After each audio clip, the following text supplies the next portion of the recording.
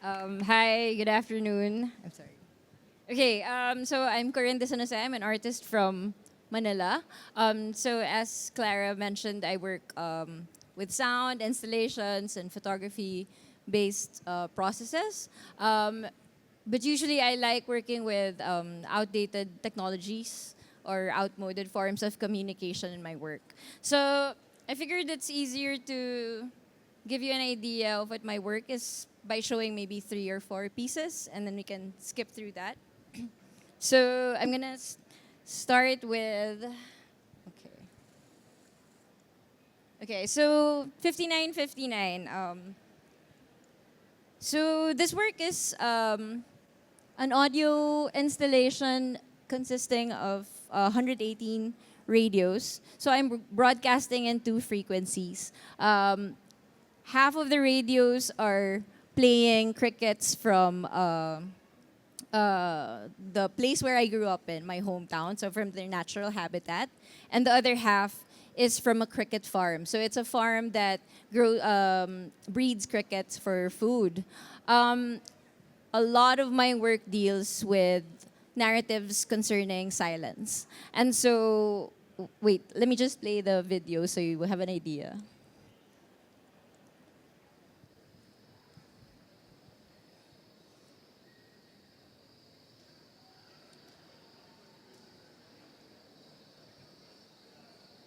So I think in this work, I'm alluding to the sound of crickets as an aphorism for silence in films. Because I also have a practice in sound design in films. So I'm also alluding to the cliche of what's a calm evening. You know, in film, that is usually crickets or the sound of the night sound of crickets. Um, I'm also alluding to like radio silence for when communication fails. So there, in my head, it's a narrative of a failed conversation where two radios are facing the opposite direction, and these, it's like you're broadcasting something, it's receiving signal, but they're not really able to communicate with each other.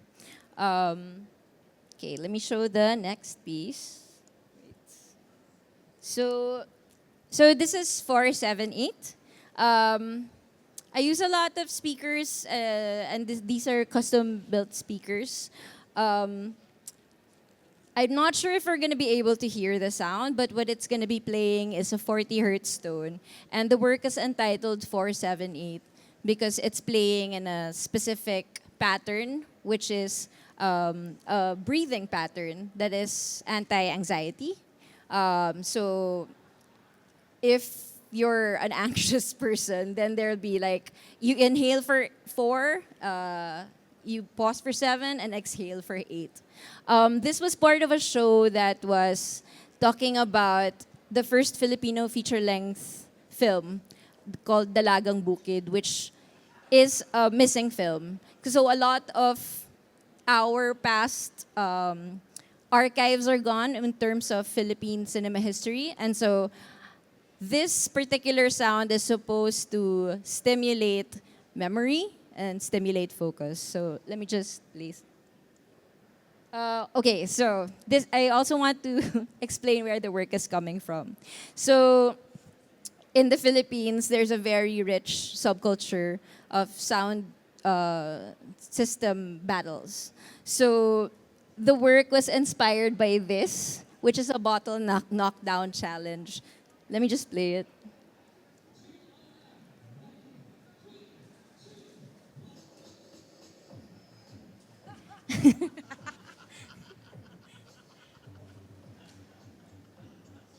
So the objective is that the sound kind of it's this very aggressive act of sound, like knocking down these bottles, and that's what the competition is about. And so I made work that is sort of the opposite of that, which makes it like this calmer, less aggressive way of using sound. I hope we can hear it. Is it playing? Oh, sorry.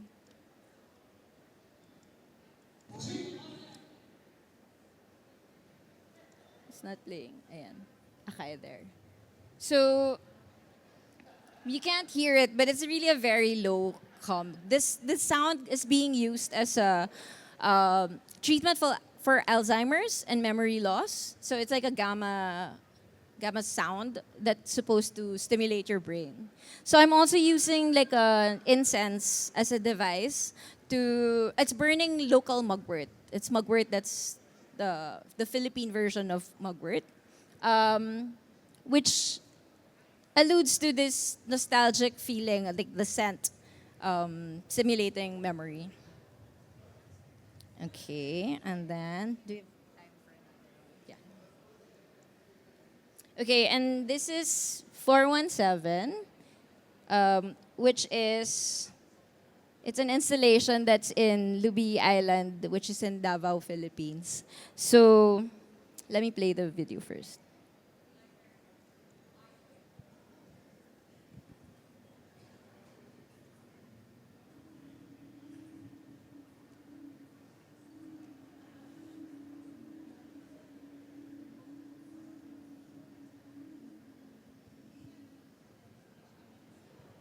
So what they are wind flutes that I manually carved into bamboo nodes.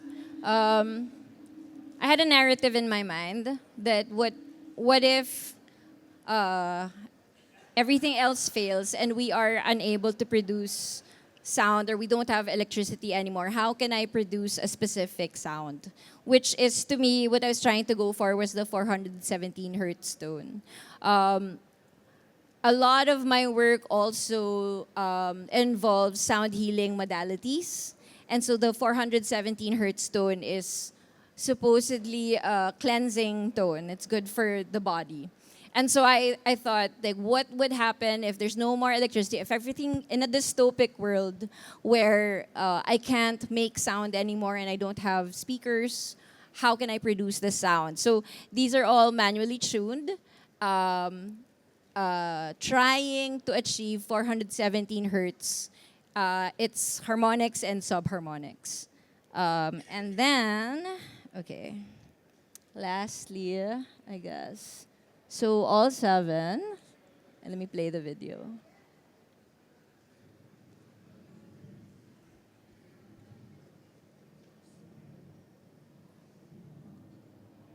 Okay, so this piece is called All Seven, which consists of seven paper mache subwoofers made of old dictionary pages arranged in a circle. Each speaker is playing the dead wax of a record, which is the blank part, the inner part of a vinyl record. This piece is a part of a series dealing with cults and religions. So I was thinking about the idea of a rapture ideology. And to me, in this piece, the rapture ideology is the collapse of meaning. Because the speakers are made of dictionary pages. So I was just thinking about language and how that has lost, or words, how that has lost its power in the last few years or in these times. So yeah, that's it. Thank, thank you, Corinne. Amazing, the work you made. It's mind blowing for me. I'm Bagus. I'm an artist from Indonesia. My practice has been like mechanical and sound and kinetic works that's involving ecological issues. And I will show you several of my works have been made in the past, I think like 6 years. So this is one of the earliest work that I use plants to generate the kinetic and sound of my work. This is about, I think, a history of a censorship that happened during the New Order Indonesia. The instrument in the middle is a taisho goto. It's an instrument from Japan. It's how to say it's like it was a new imperialist instrument made during the Taisho era that Japan needs to be westernized. and then the video down there was a cut of the it's like a loop of video from the the communism. Sorry, my English was. How to say like it's a communist video made by the propaganda made by the New Order era. So it was like the cut of the dance and the music, and also the music was a forbidden music that was built and used by the communism party during the Sukarno era. This was the earliest piece that that I use plant, and it generates mechanical works, a mechanical movement that plays this instrument. And then after that, it become more. I can see that it's more complicated. I explore more. I always try to explore more and more every time I made a work. So every work for me is always like it's always educate me to do something. It teach me more that I can do something else better and better after every work.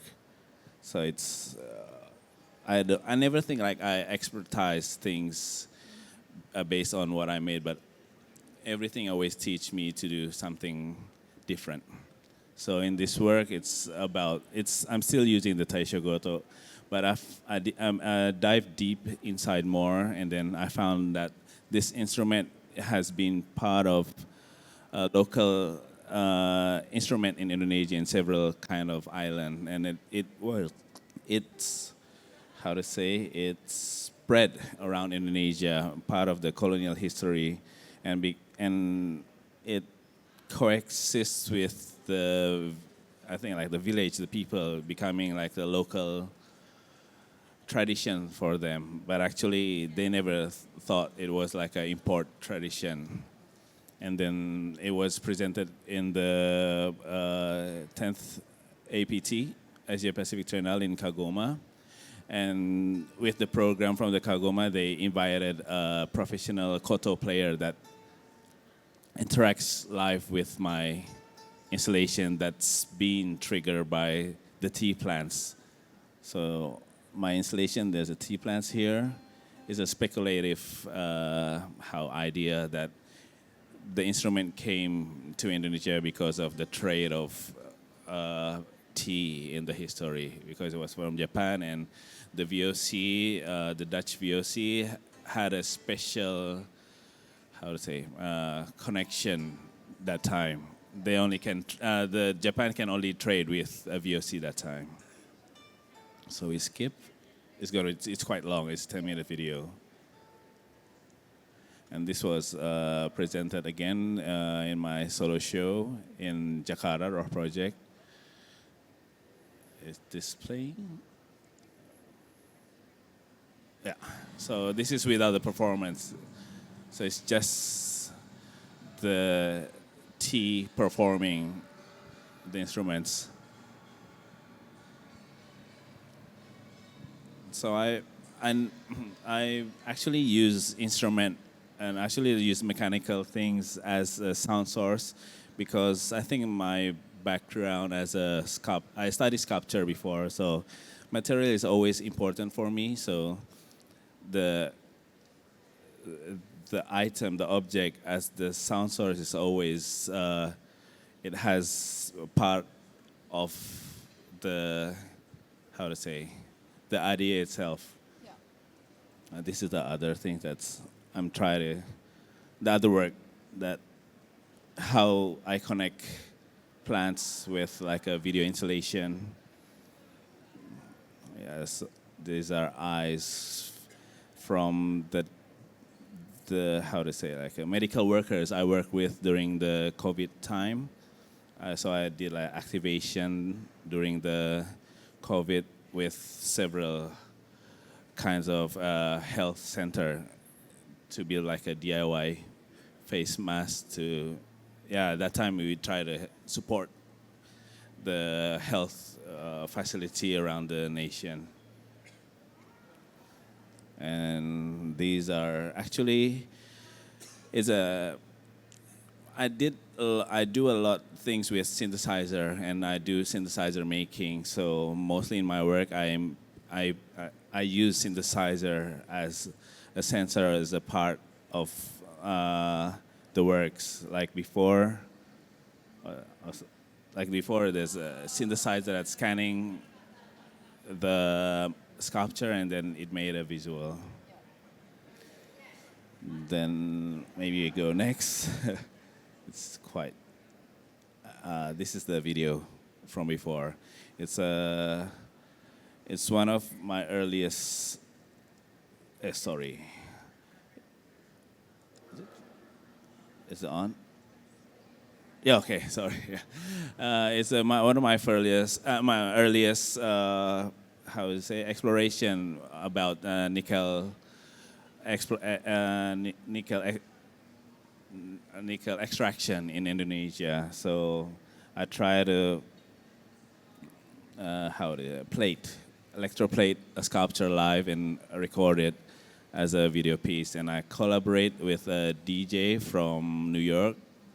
The DJ name is Lido, and then they were interested to collaborate with me for this work. And then the sound piece is from them.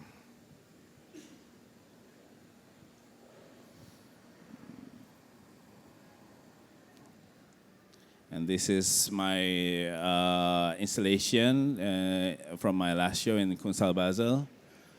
It's also the continuation of this work. It's now showing in the Singapore Art Museum. So my previous work was this, and I create noise from all the nickel dropping to the stainless. It's quite noisy, and it generates a music box in the other room that that resonates from the wood I collect around Indonesia. The wood is part of the endangered tree that's already is diminishing because of the deforestation happening in Indonesia. So every bowl here has a sensor that will receive sound. And then this is the installation of the wood, the variety of the wood I use. And this is the sound. So every time the drop hits the plate, it's gonna trigger a music box that plays sound. Because music box is an instrument that needs material to resonate. So I think the wood on top of the music box it's being the part of the rainforest that's disappearing. And also the last show I did in Swiss Institute. This is actually not a sound work, but it's a continuation of the video before from the orangutan. But this is a live feed when all the, all the camera movement is controlled by these plants. So these plants become like a video director of the installation. So it controls all the camera, it switch all the video, and it's acting as a brain for the installation.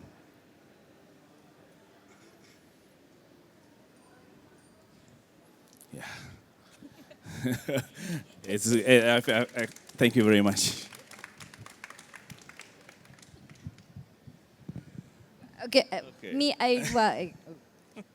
I'm curious because when we had the pre-call, you said that sound isn't like you're not sound isn't the priority in your work set. They're just the result of the systems that is created by the work. I think I want to know because actually the more I look at your work, the more I see how prominent sound is, and because that's interesting to me. Could you talk more about that?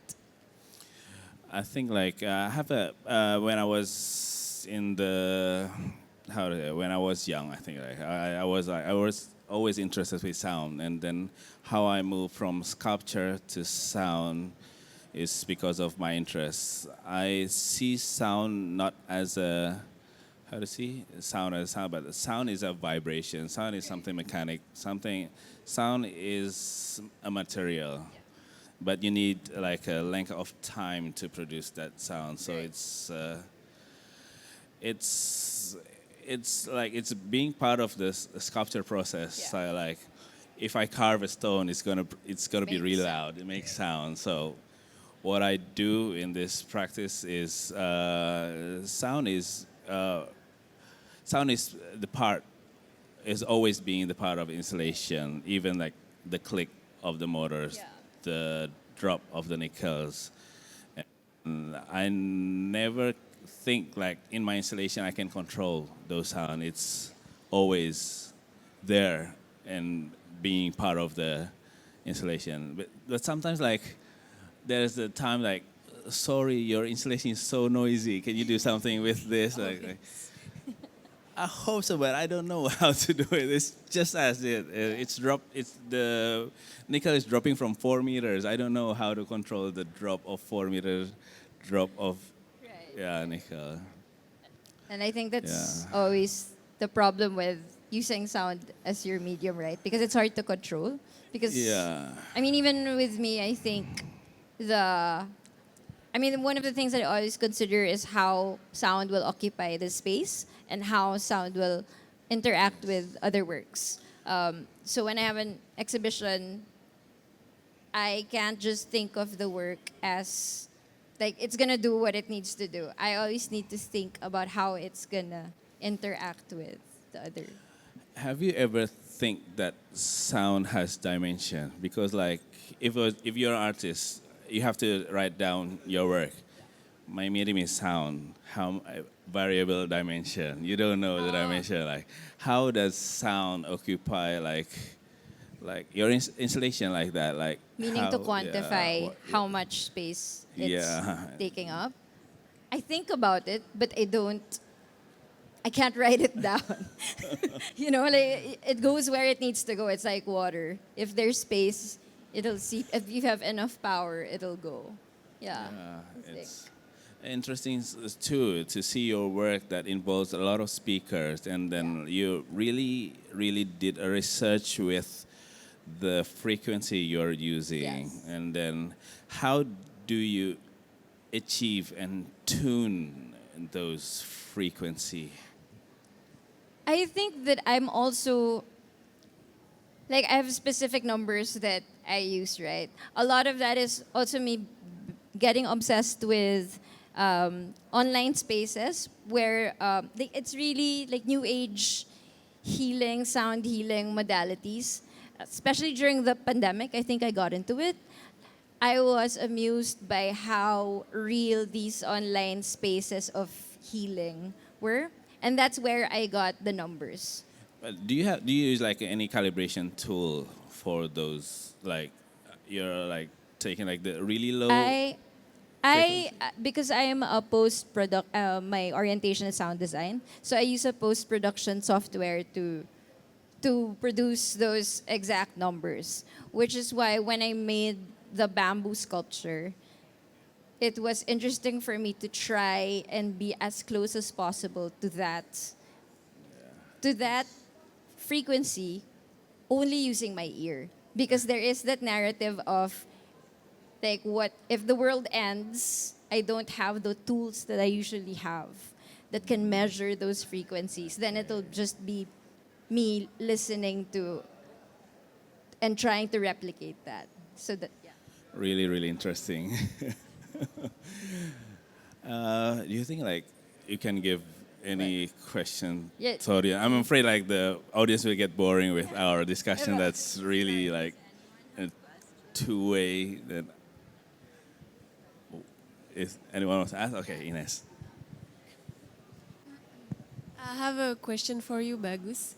Um, when you say like the plants are the one who create the movement on your sculpture, my question is more like scientific. What makes it move? Is it like the cells? Is it like the vibration of I don't know. That's It's actually the name is biofeedback. It's an open source synthesizer device. It's available online. You can just download the device and you can make it.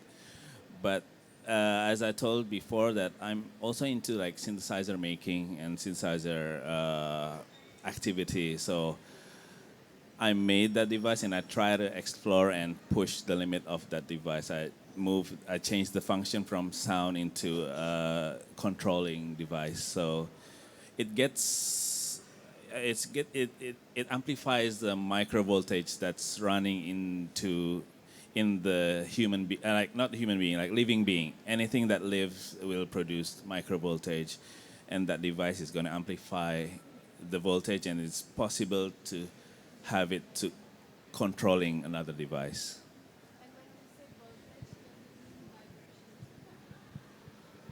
No, it's not vibration. It's actual electrical voltage, electric signals.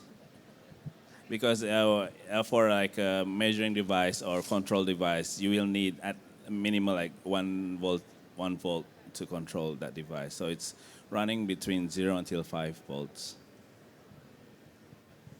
Thank you. Anyone else?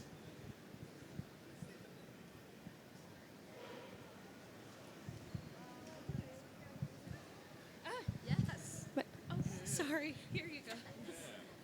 Now you just. I can yell it out. No. Thank you so much. I'm really struck by the visuality of the materials, as you said. So given that you've both stated that sound, is sort of the primary medium that you're promoting, the installations are so striking. And so I guess I just want to tease out a little bit too, where, when you're thinking about the idea of sound, in order to make it something visually compelling, because for a lot of art goers, there's that, pull towards, well, what can you sort of draw someone in with in terms of, being alluring or provocative or visually interesting? And then hopefully the sound also becomes one of those things that does it. So can you talk a little bit more too about that sculptural component where you're using it very specifically? It's not incidental, because you could have an empty space, with the sound. But, can you talk about how you strategize the visual as well as the ear? I think for me, there's a need to organize. And so, okay, so first I would say that my background in film is integral to my work. And so I'm always thinking visually too. Second, because I think of sound as a physical material, then I also feel like it needs a vessel, sort of. A vessel or a conduit. And while I do have work that's just sound and just plays in a speaker, I find that the stories that I want to tell need these objects. And objects carry inherent meaning too. And so in my work, these objects mean something. When I use a radio, I'm also alluding to the history of radio or the fact or what radio broadcast is about. So I think that's what dictates the objects and the visuals that come up in the work. And then the organization also. So for me, I find that my work always uses repetition and grids. And so I need a way to visually show this in line with the sound, I think. Maybe for me, like, because I start with machine making or industrial devices making, I only can imagine like how it's going to be in the space, because the exhibition space is always it's different. Like my studio and the exhibition space is always different, and mostly I never finish my work in my studio, so everything is finished on the space. And so like the work I present in Kunsthal Basel, I never can imagine how noisy is it. Yeah, and then like I think it's going to be noisy, but I don't know how noisy is it. Like how it's going to be mixed with the music box. It's never appeared in my. It's only in my imagination. So I always tune things at the space directly. So it's truly like sound for me is really a. It's something material. It's something even like it's a kinetic form of. How does it movement something like that. It's not a kinetic form. It's a, how to say it. Sound is it's a vibration. It's kinetic. In fact, I actually want to add to that because I always say it, and I always think it, that sound is the only medium that has to physically touch you, like, and so it's physical. It's an object. If it doesn't touch your body, you will not perceive it, and that's what I love about it. I think. Yeah.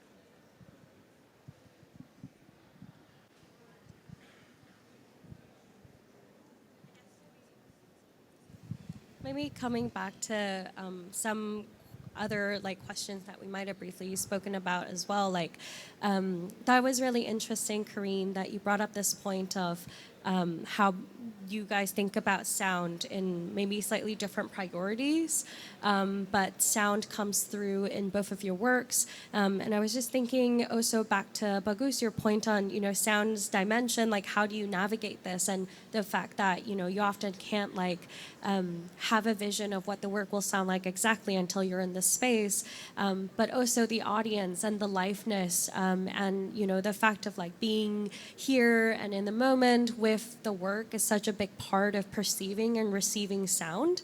And as you're presenting these works in different contexts with different audiences, I'm also just a bit curious to like hear about how you maybe navigate some of the tensions that might arise from these experiences. Have you had any experiences when you present work in different contexts where the audience response or reception played a big part of that work, or what differences might have arose? Just curious if you have any particular experiences like that.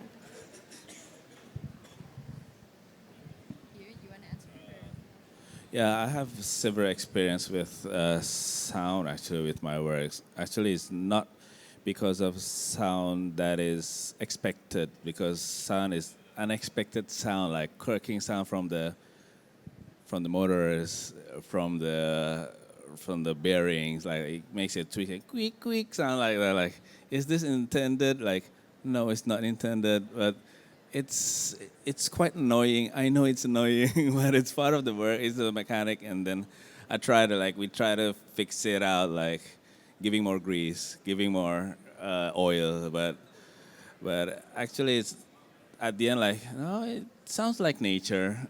It sounds like a bird. So it's like we can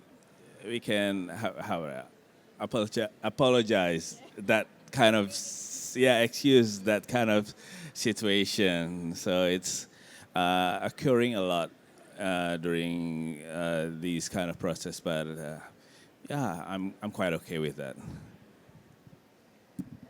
For me, I think a lot about, because my work also thinks a lot about how sound affects the body, and so I find that I try to be considerate to the space that I'm in, because it's really hard to get people into the medium. I think it's so easy to be for the work to come to the audience as abrasive, or because it's hard. It's not an easy medium. If you don't see something, and then if it's too noisy, it actually physically kind of hurts you, right? So I try, and I think it's also because of my research or the things that I'm concerned about. Then I try to, that's what I work with, like healing sounds, and also as a reaction to living in Manila, which is one of the noisiest places in the world. I try to talk about silence. I try to talk about organizing noise. And so I think that helps with the way my work negotiates the space that it's in. In the gallery, it's interesting because I get different reactions on whether or not people wanna stay or they wanna they wanna turn things down. I think I've had work where we actually had to, because it was a flip book, so it was constantly making that flipping sound, and people were annoyed by it. So we kind of had to negotiate that, okay, it'll turn off every so often. Because I think that's what sound does. You can't close your eyes. You can't just cover your ears, and if as long as it's running, you're gonna hear it. So yeah, I think that's an interesting thing about the medium. Okay, if we don't have any more questions, we're actually coming up to time soon. So I'll just wrap with one last question for both of the artists. Something light to end us on, given that this is a conversation about sound and listening. We were really curious to hear about maybe what is something that you're listening to right now.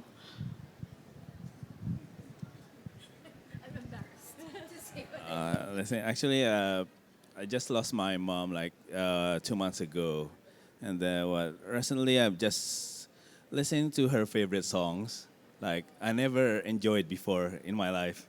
That's why yeah.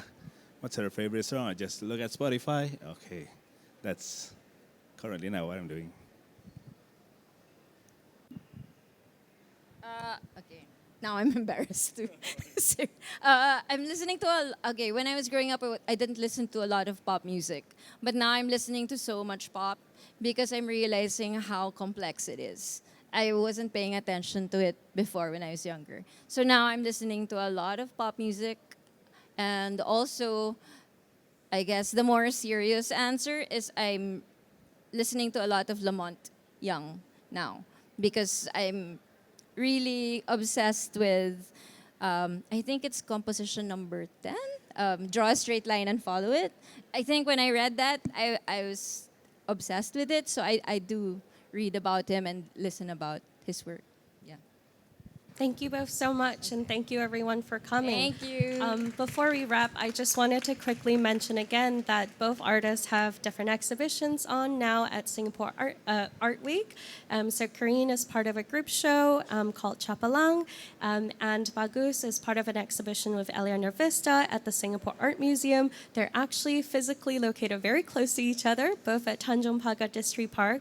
So if you haven't seen them yet, I highly encourage you to catch their exhibition. But again, thank you so much, Corinne and Bagus, for being a part of this fireside chat and sharing your practices so generously and intimately with us. It felt really special to actually hear you and talk about your work in this light. So thank you very much. And thank you again for coming.